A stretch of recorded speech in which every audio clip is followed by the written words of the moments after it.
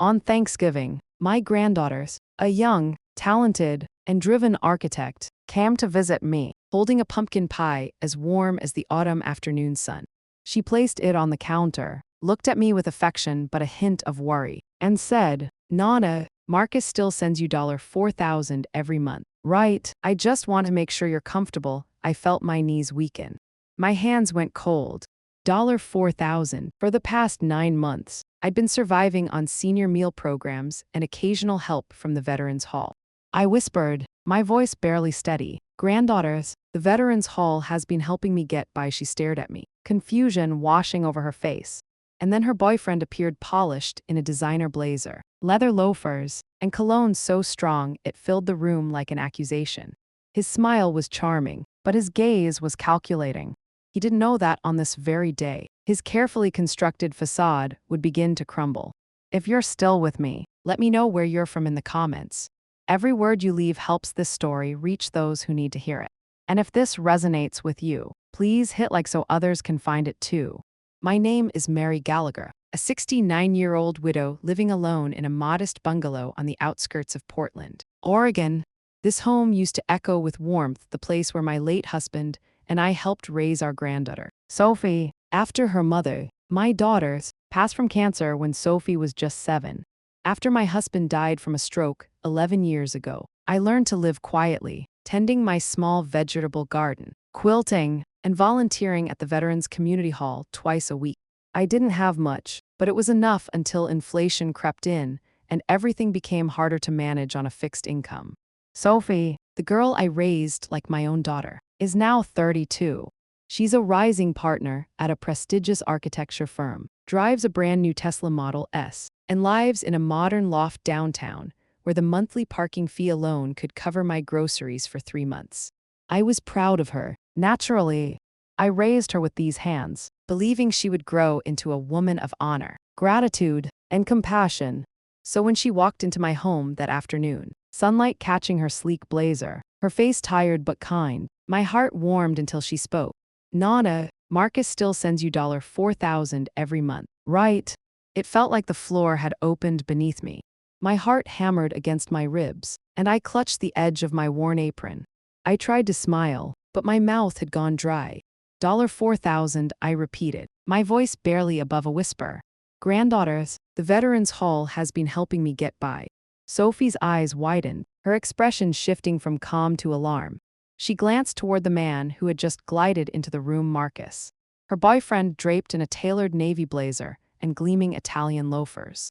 The scent of Tom Ford washed over my tiny living room, drowning out the smell of the apple crumble I just pulled from the oven to welcome my granddaughter.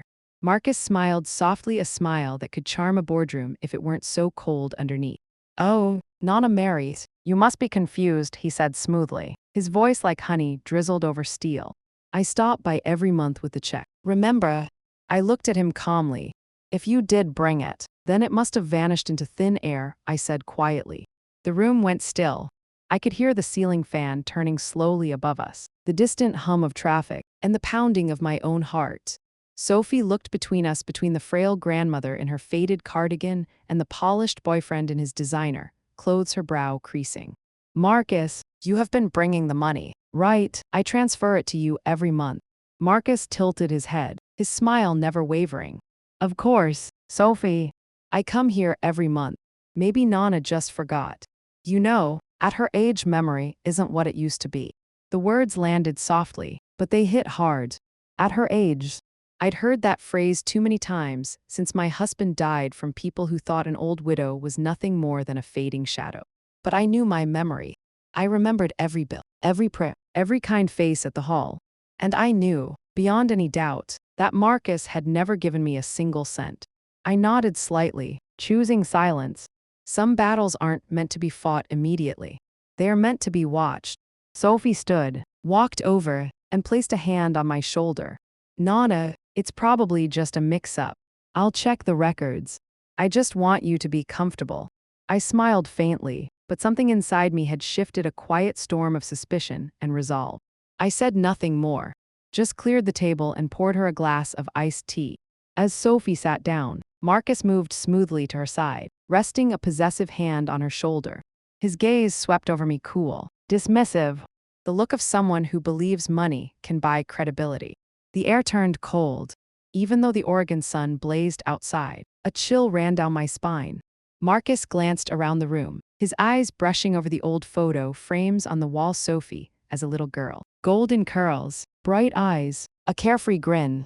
He exhaled softly. You've done such a wonderful job keeping the place tidy. Nana married, even at your age. I smiled faintly. Old, yes, but not so old that I forget who comes through my door. Sophie looked at me uneasily. Nana, come on. It's Thanksgiving. Don't get upset. I just want you to be happy. My girl, I said, my eyes still on Marcus. So do I. But happiness doesn't come from what people say they've done for you. It comes from what they've actually done. Sophie froze. Marcus's smile tightened, then disappeared altogether. After they left, I sat alone in the living room. Sunlight streamed through the lace curtains, spreading across the old pine coffee table. $4,000 a month. 9 months. $36,000. That money could have fixed my leaking furnace, replaced my broken washer, helped me live out my remaining years in comfort. Instead, I'd been rationing canned soup from the food bank and thanking God for every loaf of donated bread. I pressed a hand to my chest, not out of anger, but from the ache that rose inside me. A silent, bone-deep ache. That night, I opened my old appointment book, the one where I used to jot down doctor visits and Bible verses. But this time, I wrote something different. Find the truth. And beneath it, don't trust silver tongues. I closed the book and took a deep breath. I wasn't weak. I'd survived loss, loneliness, and struggle, and I would survive this, too. Sophie might have been fooled, but I hadn't. And if Marcus thought I'd sit quietly while he played perfect, he had chosen the wrong woman to underestimate. I spent the rest of that afternoon in my small kitchen, sunlight cutting through the thin curtains into long golden lines across the tile floor. The chamomile tea on the table had gone cold, but I stayed seated, staring at my old flip phone, asking myself, could I be wrong? Maybe the bank made a mistake. Maybe Marcus sent the money by check. Or maybe, in a rare moment of confusion, I had simply forgotten. No, I knew every detail, every small kindness I had ever received. There had been no letter, no envelope, no money from Sophie. That evening, I pulled out my old expense ledger, the one I kept from my years as a bookkeeper at a hardware store. I flipped through the pages, each line precise. $22 for blood pressure medication, $38 for utilities, $12 for the church potluck. Every expense recorded neatly. No mention of transfer from Sophie Gallagher. Nothing. The next morning, I went to Columbia River Credit Union, where I still kept a small checking account. I sat across from a young teller named Jordan and handed her my passbook. Please check if there have been any transfers from Sophie Gallagher. She says she's been sending me $4,000 each month for the past 9 months. Jordan looked surprised, typed a few lines, then shook her head gently. I'm sorry, Mrs. Gallagher. There's nothing. The only activity was a $3.27 interest payment back in April. I nodded, thanked her, and stood up. Outside, the Oregon morning rain misted through my gray hair. I stood on the sidewalk, feeling as if a stone had fallen straight through my chest. No transfers, no envelopes, no letters, nothing. For 9 months, I had clipped coupons from the Sunday paper, bought dented cans instead of fresh produce, and quietly thanked God every time the hall delivered meals. I was used to eating alone, counting pennies before heading to the store, but never not once had I imagined that behind my granddaughter's silence was a lie. I went home, set my purse down, and sat motionless.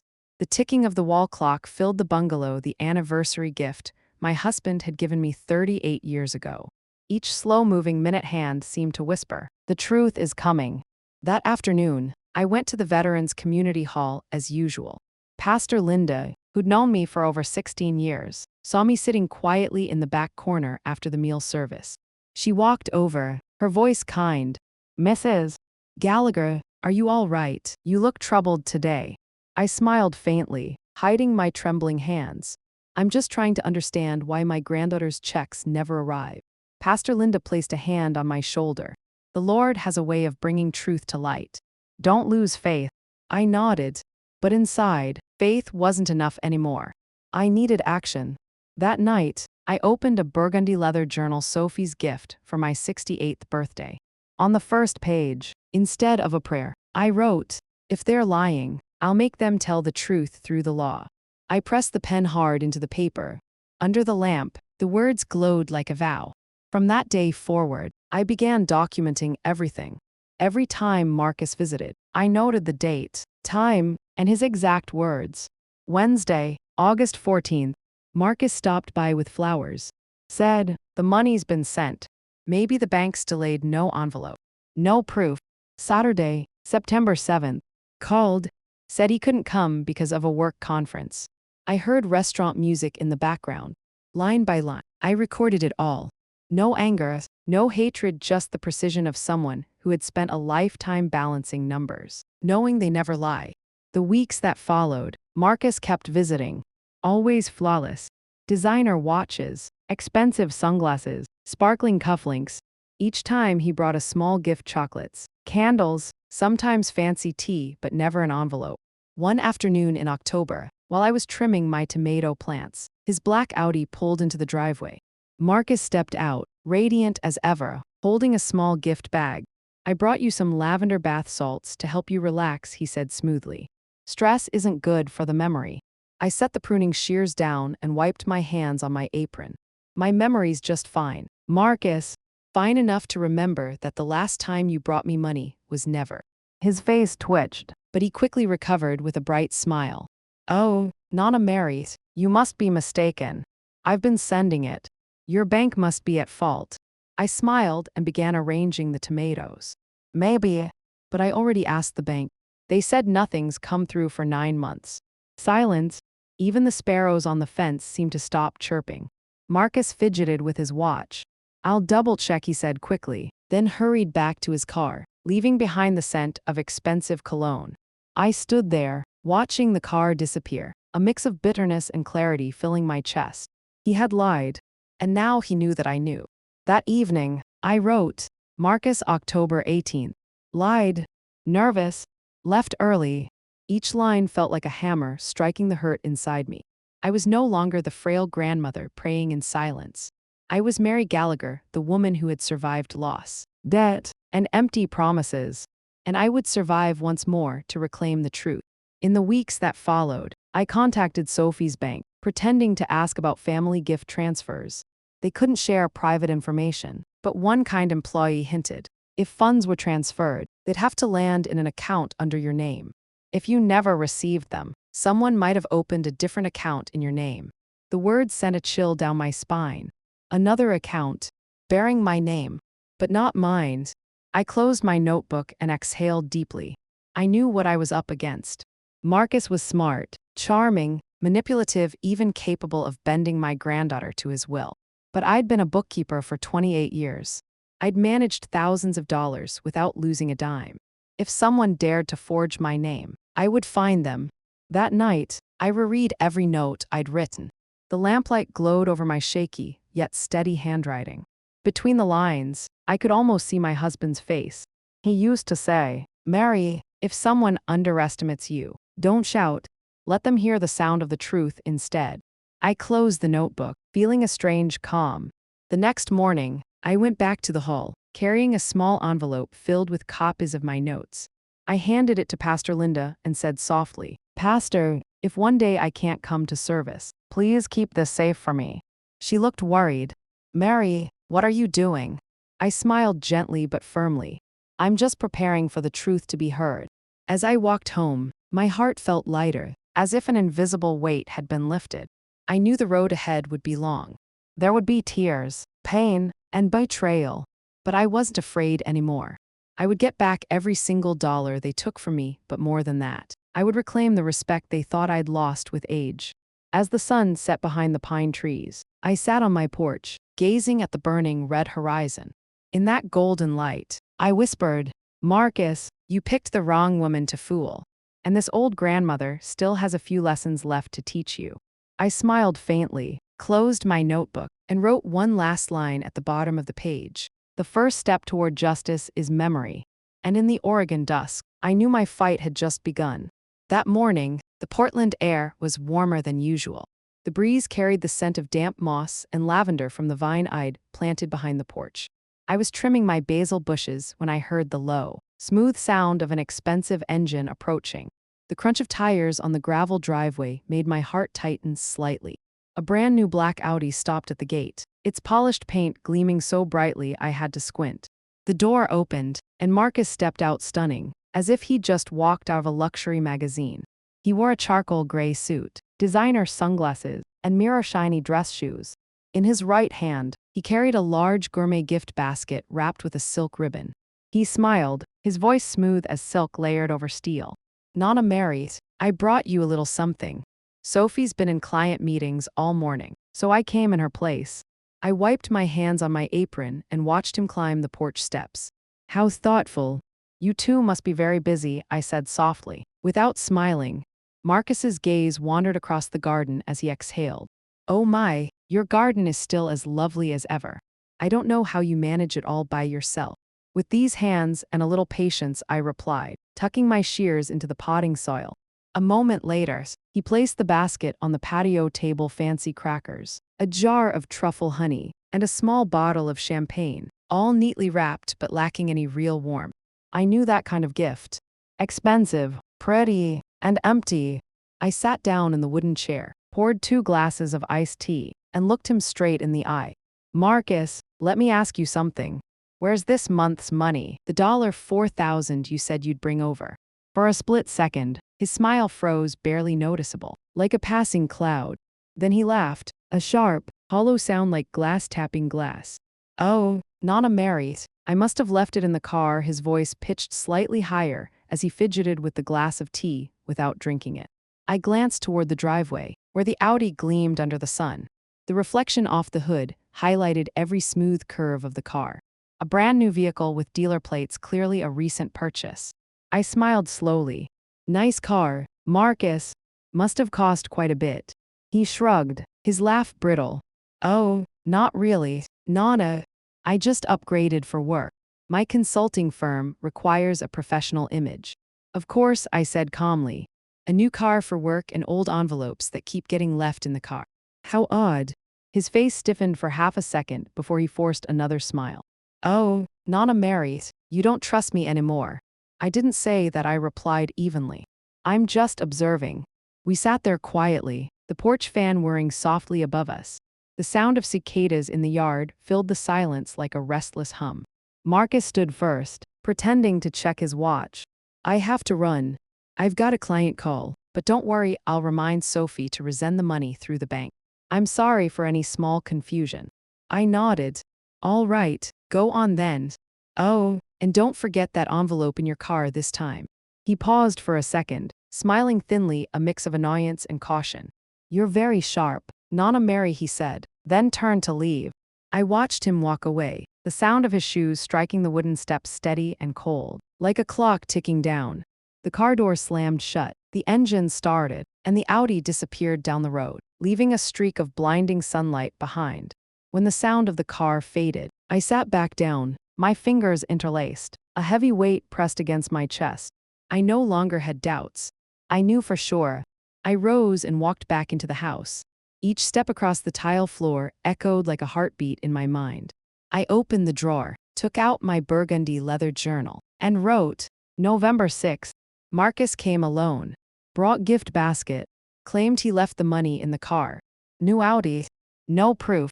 Voice unsteady. Avoided eye contact. I set the pen down and took a deep breath. My hands trembled slightly, but my resolve did not. That afternoon, I walked to the post office down the road, where the public phone still worked. I didn't want a call from home, not when I suspected Marcus might be watching. I dialed Sophie's firm and spoke politely, my tone steady. "Hello, this is Mary Gallagher, Sophie Gallagher's grandmother. I'd like to speak with someone in accounting. It's a personal matter." After a short hold, a woman answered. "This is Jennifer Wu, head bookkeeper. Mrs. Gallagher, how can I help you?" I gripped the receiver tightly, keeping my voice calm. "Thank you, Jennifer. I just need to confirm something small. My granddaughter said her firm has been deducting $4,000 each month from her personal account to send to me. I'd like to know if that's correct. There was a short pause. Then Jennifer spoke, her tone hesitant. Mrs. Gallagher, I can't disclose personal financial details, but let me check. Yes, I recall seeing automated transfers on the same day every month for that exact amount. It does appear that the money was sent, but I'm not certain to whom. To whom, I repeated. It wasn't sent to me. I am not certain. Mrs. Gallagher, the recipient's name matches yours, but the account number is different. I assumed it was yours. A chill ran down my spine. I forced myself to speak evenly. Thank you, Jennifer. That's all I needed for now. I hung up and stood motionless in the phone booth. My heart raced, but my mind was clear as glass. There it was, the truth. Someone had created a fake account under my name, and only one person was close enough to pull that off. Marcus. On the walk home, my shadow stretched long across the road. The wind carried the scent of wet earth and pine, a smell that reminded me of harsh Oregon winters long ago, when my father used to say, if you want to know who's honest, look at their hands. Honest hands always show the marks of work. I thought of Marcus's hands. Long, manicured fingers, platinum rings, designer briefcase. Not a single callus. Not a trace of real labor. That night, I skipped dinner. I made a cup of peppermint tea and sat at the kitchen table under the warm yellow light. The bungalow was so quiet, I could hear the last cicadas outside fading into the night. I opened a new page and wrote slowly but firmly. November 6th. Marcus visited, polished and pretending to care. New car, same lies. Called Sophie's firm, confirmed. The money's still being transferred, but not to my account. Tomorrow, the truth begins to surface. I put down the pen and closed the notebook. The small lamp reflected my shadow in the window, paint a silver-haired woman. Small in stature, but with eyes that still burned bright. I knew that starting tomorrow, I wouldn't just be a waiting grandmother anymore. I would be a seeker of justice. I turned off the light and stepped out onto the porch. The night breeze carried the scent of lavender and damp wood. In the corner of the garden, moonlight fell on the old wooden bench where my husband and I used to sit and talk. I touched its worn armrest and whispered, Frank, if you were still here, you'd tell me to do what's right, wouldn't you? The only reply was the whisper of wind beneath the eaves, but I understood. It was an answer. I went back inside, locked the door, and stood quietly in front of the mirror. The woman staring back wasn't tired or defeated. She was Mary Gallagher, a grandmother who would never again let anyone take her dignity. And I knew that when the morning came, Marcus's game would start to fall apart piece by piece. The next morning, while I was cutting basil stems to dry, a sudden, firm knock echoed at the door. Not the soft tap of a mail carrier or neighbor. This was steady, deliberate. I wiped my hands on my apron and went to open it. Standing on the porch was a tall, middle-aged woman with auburn hair, dressed neatly in a gray suit that looked a little travel-worn. She smiled politely and gave a small nod. Mrs. Mary Gallagher, I'm Rachel Brennan, chief accountant at your granddaughter's firm, Gallagher and Associates Architecture. May I come in? I narrowed my eyes slightly. You're Rachel Brennan. I only know Jennifer, the bookkeeper I spoke to on the phone. She nodded. Yes, Jennifer is my assistant. She told me about your call yesterday, and I thought perhaps you should know a few things. Her voice was calm but serious, tinged with regret. I invited her inside and poured a glass of water. Morning light streamed through the window, catching the lines on her face, the look of a woman who'd seen more than she wished to. She set her leather briefcase on the table and opened it. Inside was a thick folder, neatly clipped and organized. I saw sharp printed text, rows of numbers, the familiar language of accounting, my world for 28 years before retirement. She slid the folder toward me and spoke slowly. These are copies of 9 transfers, each for $4,000, $36,000 total. Recipient, an account under the name Marcus Reed. It felt like a bucket of ice water had been poured over me. My hands shook as I flipped through each page. The papers were clear. Sender, Sophie Gallagher. Recipient, Marcus Reed. Verified by the bank. Same date every month. Steady as clockwork for 9 months. I looked up, my voice hoarse. MS. Brennan. Who opened that account? She sighed, removed her glasses, and wiped them with a cloth. Your granddaughter's boyfriend, Mrs. Gallagher.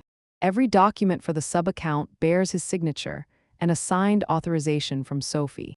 I froze. Authorization? You mean Sophie gave him permission to use my name? She nodded. Most likely she didn't read the forms carefully. He presented an ID copy of you, which I suspect was forged. Very sophisticated. The system automatically registered it as your account, even though the recipient was him. I pressed a hand to my forehead, the room spinning slightly. It wasn't just betrayal, it was humiliation. For 9 months, Marcus had used my name, a grandmother's name, to siphon money from my own granddaughter. I asked quietly, and Sophie, she doesn't know. Rachel hesitated before answering. Honestly, I don't think so. Sophie's a hard-working woman, but she trusts people too easily. She lets Marcus handle most of the paperwork. She paused and looked up at me. He's also been using the firm's corporate credit card for personal expenses. I stared at her. The corporate card? Yes, the corporate credit card of Gallagher and Associates. Supposed to be for client entertainment and business expenses. But recently we found irregular charges, spa visits, jewelry, clothing, even first-class flights to Miami. Over $28,000 in just 5 months. I sat in silence. The words spa, jewelry, flights echoed in my head like a hammer striking metal. I turned to look out the window. The morning sun glowed over the wooden bench where Marcus and I once sat drinking tea while he chatted about his consulting work. I remembered his voice that day. Nana Mary's, Sophie's so busy. I handle everything for her. Now I knew everything meant every dollar. I turned back to Rachel, my voice raspy but firm. MS. Brennan, if I want to expose this, will you help me? She met my gaze, her gray-blue eyes steady. Mrs. Gallagher, I believe in justice, but I also believe in evidence. We need to prepare carefully, otherwise, he'll twist the narrative and turn Sophie against you. Marcus is not an easy opponent. I nodded. I know. I've seen him do it before, smiling while he lies. Rachel gave a faint, grim smile. I'll help, but give me time to gather everything I need to pull all transaction histories, related documents, and secure written confirmation from the bank that the account isn't yours. It'll take a few days, but I promise we'll have the truth.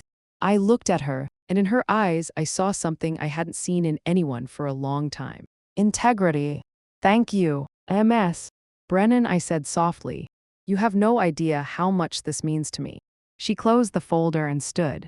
I'm just doing what's right, Mrs. Gallagher. And I'm sorry to say this, but cases like yours happen more often than you'd think. Many people are betrayed by those closest to them. I nodded, my eyes landing on a framed family photo on the wall. Sophie, at 10 years old, grinning beside her grandfather. I remembered that day clearly. It had rained lightly, and my husband had said, teach her to tell the difference between good people and smooth talkers. Mary. They often wear the same smile. Rachel left afterward, leaving me alone with the stack of papers on the table. The door clicked shut, and the bungalow went quiet again.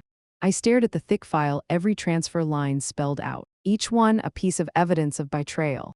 I carefully placed everything into a small metal box and slid it under the cabinet. When I turned the key, it felt like I was locking another door, the last door of my trust. As afternoon faded, sunlight spilled across the porch and lit up my gray hair. I brewed a cup of black tea, sat at the kitchen table, and looked out at the garden where the basil swayed gently in the wind. Everything looked peaceful, but inside me, a quiet fire burned. I took out my notebook, opened to a fresh page, and wrote slowly but firmly. November 7th. MS. Rachel Brennan came. Brought records of 9 transfers, $4,000 each month to an account under the name Marcus Reed. Marcus is also using the corporate card for personal spending. Sophie was deceived, not just my money, but hers too. I have an ally. The fight begins. I set the pen down and looked toward the window. Outside, the sky burned red like a streak of fire, slashing across the clouds. In a low, steady voice, I said, Marcus, you forgot I worked as a bookkeeper for 28 years. I can read lies and numbers. And this time, the numbers will speak for me. I closed the notebook, feeling lighter. For the first time in months, I didn't feel alone. There was someone, a witness, willing to stand with me. That night, I slept better than usual. The cicadas in the yard sounded like a steady count of hope. In my dream, I saw Rachel standing in a white light, holding up the file, while Marcus backed away, his face shaken as each secret peeled back. And when I woke, I knew I was no longer a victim. I was the one setting the truth in motion. 3 days later, with every fact in my head lined up as neatly as rows on a balance sheet, I decided to act. I called Sophie. My granddaughter's voice was warm and familiar, but I heard a hint of exhaustion. Nana, I'm sorry I've been swamped lately. Marcus says he's been visiting you regularly. Right. I smiled and kept my tone light. He has, dear. Marcus is very thoughtful.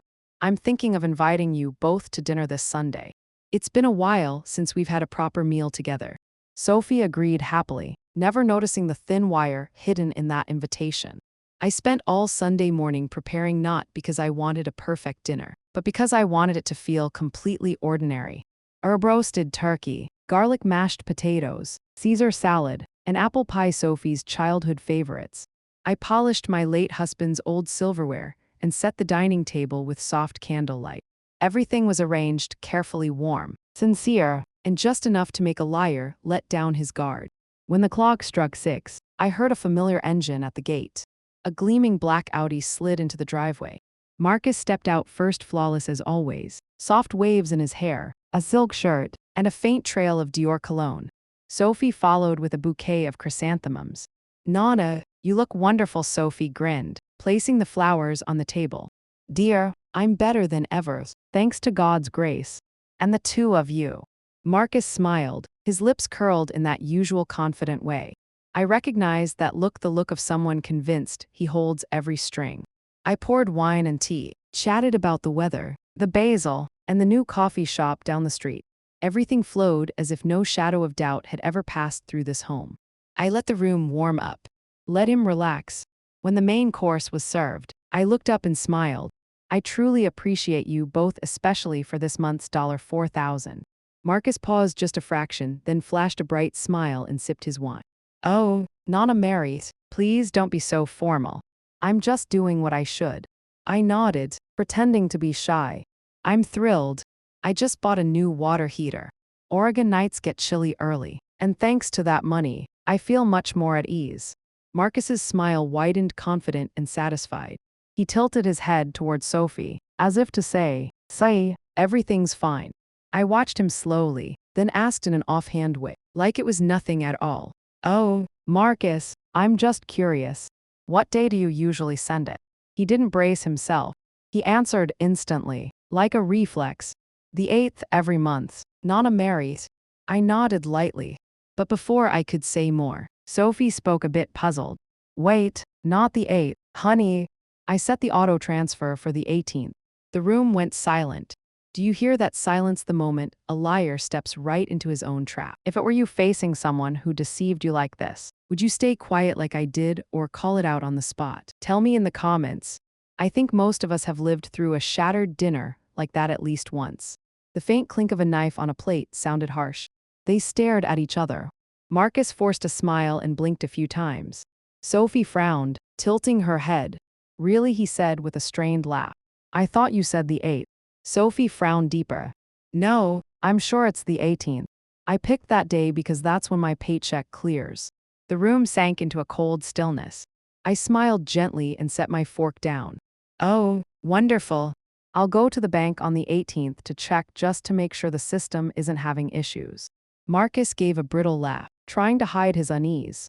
Oh, Nana Mary, you're so careful. Don't worry, I've been sending it regularly. Sophie nodded, but her eyes had shifted. She turned to her boyfriend, about to say something, but he quickly changed the subject to work and travel plans. I sat quietly, watching them both. Inside me was a clean, perfect calm. The calm of someone who knows she set the exact right trap. After dinner, I brought out dessert, warm apple pie, cinnamon drifting through the room. Sophie praised it. Marcus barely ate, glancing at his watch as if eager to leave. I knew he was struggling to breathe in a room he thought he controlled. At the door, I said softly, "Thank you both for coming. I haven't laughed this much in a long time. Remember, I'll check the account on the 18th just to be sure the bank system isn't acting up." Marcus forced a smile. Yes, Nana Mary. I'm sure there won't be any problem. Sophie kissed my cheek, her eyes gentle as always. But I saw something else there, a thin new line of doubt. When the Audi pulled away, I stood in the doorway, watching the tail lights fade. The night wind moved through the yard, rattling the wooden gate. I went back inside and closed it softly. What I felt wasn't triumph. It was release. I went straight to the small office off the kitchen and turned on the computer. The glow from the screen caught my husband's photo. His kind smile felt like a quiet push forward. I opened my email and wrote to the only two people I trusted now: Rachel Brennan, the honest accountant, and Elizabeth Hart, my old college friend who now specializes in financial fraud. I typed slowly, heartbeat steady, eyes clear. Subject: it's time to begin. Rachel, Elizabeth, everything's ready. I just confirmed Marcus lied about the transfer date. They think I believe them, but they contradicted each other right to my face. I want us to move forward with the plan. Please start checking all transactions and prepare the comparison file. By the 18th, I want every piece of evidence lined up. It's time for him to self-destruct. Mary. I reread the last line and smiled faintly. There was something about self-destruct that made me feel lighter, not from vengeance, but because justice would come from the liar's own hands. I hit send and leaned back. Outside, the night breeze stirred the curtains, carrying the scent of lavender and damp soil. I closed my eyes and listened to the clock ticking, counting down to the 18th, the day the truth would begin to crack through. 2 days later, Rachel replied. The email was short. Just like her, I obtained confirmation from the bank. The account under your name was opened by Marcus with forged documents. They'll release data once we have a subpoena. Elizabeth will handle that. Everything is moving in the right direction. RB. I read it, feeling my chest tighten and then loosen, like hearing an old iron gate swing open. I'm not cruel. I just want the truth spoken so my granddaughter can wake up. I want Sophie to understand that trust is not a blank check for someone to drain until nothing is left. That night, I opened my notebook and added one more line, a small ritual. November 10th. Dinner went perfectly. Marcus exposed himself. Sophie began to doubt. 18th bank check. Justice is coming, soft as a breeze. I closed the notebook and blew out the candle. In the dark, moonlight filtered through the window onto my face. I looked in the mirror and saw a silver-haired woman, slight but bright-eyed. And I whispered slowly to myself, or maybe to my husband, long gone. Frank, do you see? He thinks he's clever. But his own mouth tightened the noose. All I have to do is stay quiet and wait for the 18th. I smiled a small smile, warm enough to fill the room. The trap was set, and the prey was walking in. The next morning, the Oregon sky was startlingly clear. I sat by the window with a cup of hot chamomile tea, strangely calm. Today was the day Rachel had promised to send everything. In just a few hours, every lie would have a shape: black ink on white paper. Around 8:00 a.m., the phone rang. It was Rachel. Mrs. Gallagher, her voice steady and low. It's all done. I just sent you the full statements with related invoices. Elizabeth has reviewed them, she says, with your signature. We can open a legal case. I thanked her softly, trying to keep my voice from shaking. I never imagined that at my age I'd need an accountant and a lawyer just to protect the money my granddaughter intended for me. 15 minutes later, the mail carrier knocked a large sealed manila envelope, stamped confidential Gallagher financial record. I set it on the table and stared at it for a long moment before opening it. Inside were dozens of clean printouts. 9 transfers, each for $4,000, $36,000 in total. Sender, Sophie Gallagher. Recipient, Marcus Reed. Bold, even lines on official bank paper. I read them twice and still felt disbelief, as if the numbers were laughing at my faith. At the bottom, Rachel's blue ink note. Mr. Marcus Reed used this as a personal account. In addition to the 9 transfers, there are other charges via the secondary card spa, shopping, travel, and a new car lease. Total spending over 9 months, $42,100. I sat still. Morning light slipped through the blinds and laid a pale gold over the pages. The color of truth. I turned to the next sheet. A spa receipt in Eugene, $1,150. Miami travel for 2 people, $3,200. A new Audi purchase with a $14,000 down payment. Each receipt was a small knife. I remembered him walking into my home, perfumed and polished, holding gifts, smiling softly, saying, "Nana Mary, I just want you to know I care for you like my own." Now I understood. Care meant draining every dollar under my name.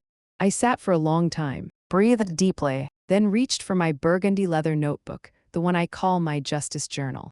Under the date, I wrote carefully, one clear word at a time. November 13th. Received Rachel's records. 9 transfers of $4,000 all into Marcus's hands.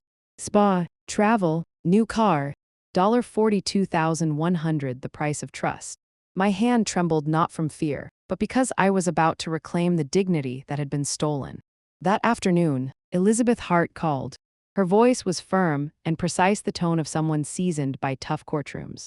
"Mary, I've reviewed everything Rachel sent. It's all solid.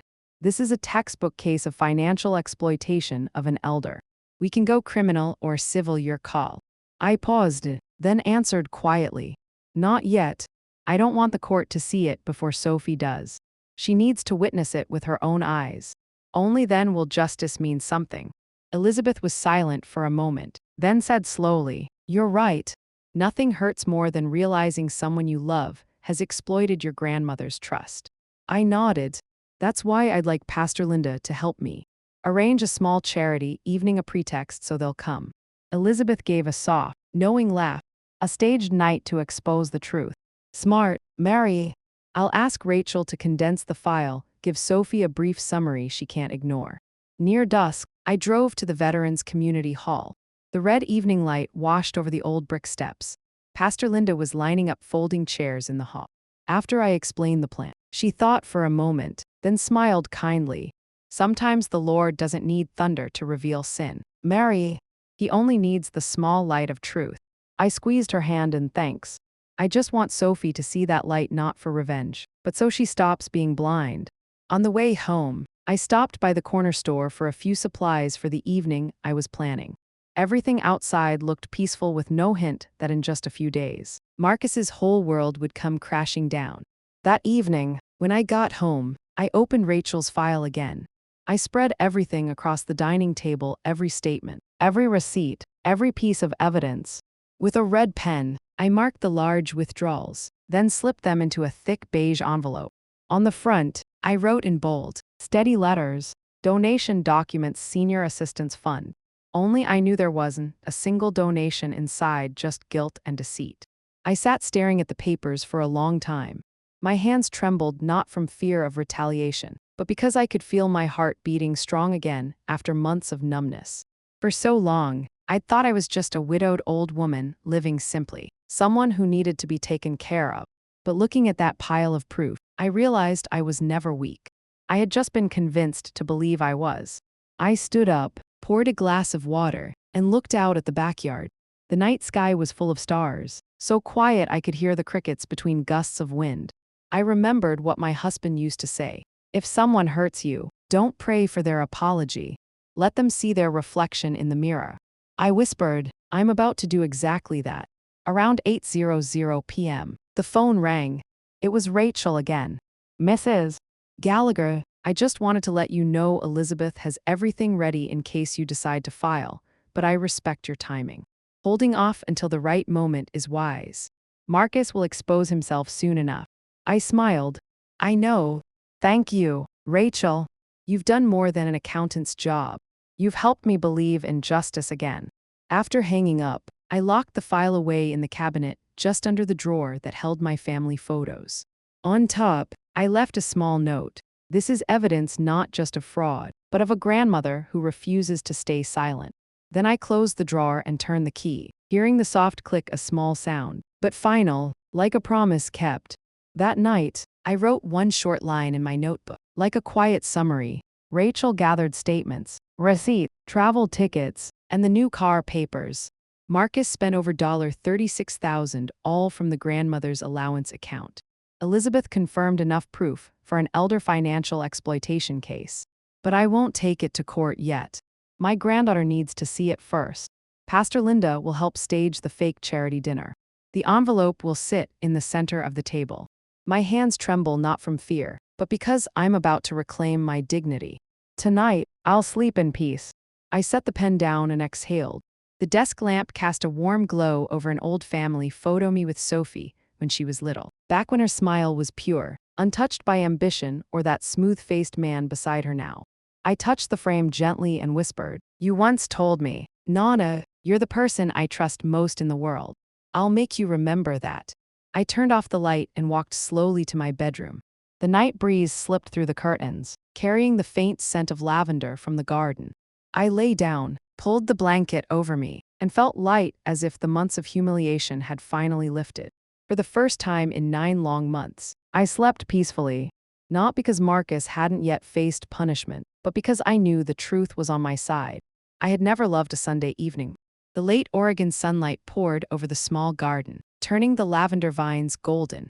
In the kitchen, the pot of beef stew simmered softly, filling the bungalow with the aroma of herbs. It was Sophie's favorite dish since childhood. I still remembered how every birthday she'd ask for it because Nana's stew tastes better than any restaurant. This time I wasn't cooking out of love, but as part of a ritual, a final dinner for my granddaughter to finally see the truth I had hidden too long. On the table, I laid out a crisp white tablecloth, antique porcelain dishes, and 3 small wine glasses. In the center, the beige envelope rested neatly like an invisible guest, waiting to be acknowledged. Around 7:00 p.m., I heard the car outside. Through the window, I saw Sophie and Marcus arriving. She wore a simple blouse, while he, as always, appeared overdressed, a designer vest, no shoes, and a silver watch gleaming on his wrist. Nana Sophie hugged me tightly. "I miss this smell your stew. It smells like home." I smiled, resting a hand on her shoulder. "I made it for you, just like old times." Marcus stood behind her, that polished fake smile glued to his lips. "Oh, how wonderful. You always make dinner feel so special." Nana marries. "Yes," I said softly. "Tonight will be very special." About 15 minutes later, Pastor Linda arrived, holding a large white-wrapped envelope. "Sorry I'm late," she said. "Here are the donation papers you asked me to bring." I took it with a nod of thanks and gestured for her to join us. Marcus tilted his head, his voice smooth. "Oh, so this really is a charity dinner." "Nana marries. I thought you were joking." I poured everyone wine, smiling gently. "Yes, a dinner to talk about trust, giving, and honesty." The words made Marcus stiffen slightly, but he quickly smoothed his expression. Sophie kept smiling, unaware of the tension rising beneath the table. Once everyone was seated, I opened the envelope Pastor had brought. The papers inside were neatly arranged, Rachel's precision in every line. I pulled out the stack and spread the first sheet on the table. "Dear," I said slowly, "this is the list of all the donations for Nana over the past 9 months. I think you should take a look." Sophie frowned. "Donations? Nana, I've been sending you the transfers every month." I slid the statement toward her. The bold print was unmistakable. Recipient, Marcus Reed. Amount, $4,000.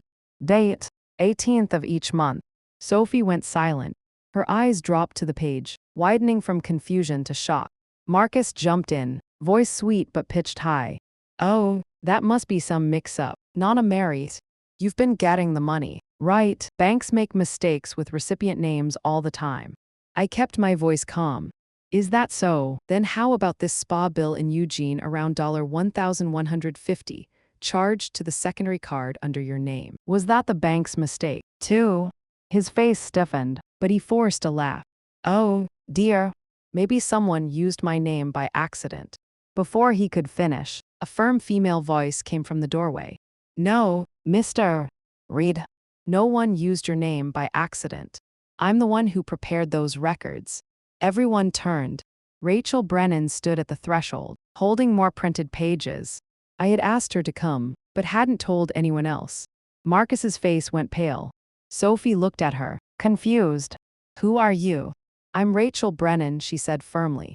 "Chief accountant at your firm and the one your grandmother authorized to investigate the transfers made under her name." The air froze. I rose, facing Marcus. "Rachel can verify every amount, every signature, every transaction. 9 transfers, $4,000 each. Not once did they reach me." Sophie turned to her boyfriend, voice breaking. "Marcus, what is this?" He grabbed her hand, tears welling up. I just borrowed it. That's all. I was going to pay it back. I didn't want to upset your grandmother. I sighed softly. 9 months of borrowing, and by forging bank papers under your grandmother-in-law's name.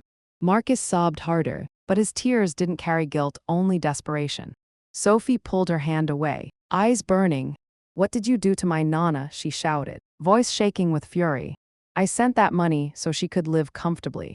You used it for cars, spas, vacations, and lied to my face. Marcus stepped back, face drained of color. You don't understand. I just... Enough. Sophie slammed her palm on the table. The glass rattled sharply. The room fell silent. Only Marcus's ragged breathing and my pounding heartbeat filled the...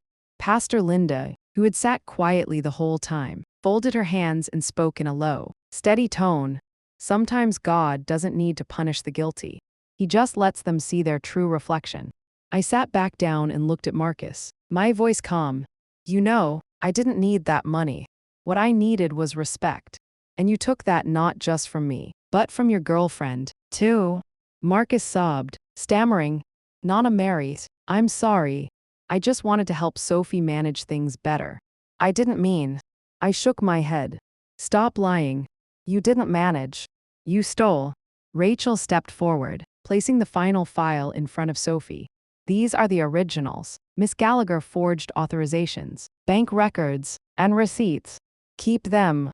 You'll need them to protect what's yours. Sophie said nothing. She stared at the numbers, then lifted her eyes to me. In them, I saw pain, shame, and the first spark of awakening. Nana, I'm so sorry. I didn't know. I was such a fool to trust him. I laid a hand on her shoulder. No, dear. The mistake isn't in trust. It's in those who betray it. Marcus burst into sobs, glancing wildly around for an escape. I can't take this anymore, he screamed, then suddenly stood. I don't need anyone's pity. If you want to believe her, go ahead. He snatched his keys and stormed out. His shoes struck the tile floor, each step sounding like the end of something. Sophie didn't stop him. She just sat, head bowed. The door slammed shut. Silence fell. No more crying. No more excuses. Only the fading smell of stew and the heavy presence of truth. I looked at the open envelope, papers scattered, proof of 9 months of deceit. I exhaled softly. It's done, I said quietly. The curtains fallen. Rachel nodded, gathering the files. Pastor Linda rose and placed a hand on my shoulder. You've done what not every grandmother has the courage to do. Mary. I smiled faintly, but inside there was an empty ache. This victory didn't bring joy, only release. When everyone left, I stayed behind. I cleared the table, the half-eaten plates, the red wine glasses, the chair where Marcus had sat, still faintly warm. I looked around the room, remembering every word, every glance. 9 months of deception, and in one evening it had shattered like glass. I gathered the fallen pages, stacked them neatly, and placed them back in the envelope. My hands trembled not from fear, but because I had finally reclaimed my dignity. Outside, the wind rose, lifting the curtains. I looked up at the sky, moonlight streaming through the window, shining on the envelope like a seal of truth. I knew every lie eventually comes to light. And tonight it had right here in my own home. I picked up the envelope, noticing the blue stamp, Multnomah County Court. My chest tightened. I'd known this would come, but seeing it made my heart heavy.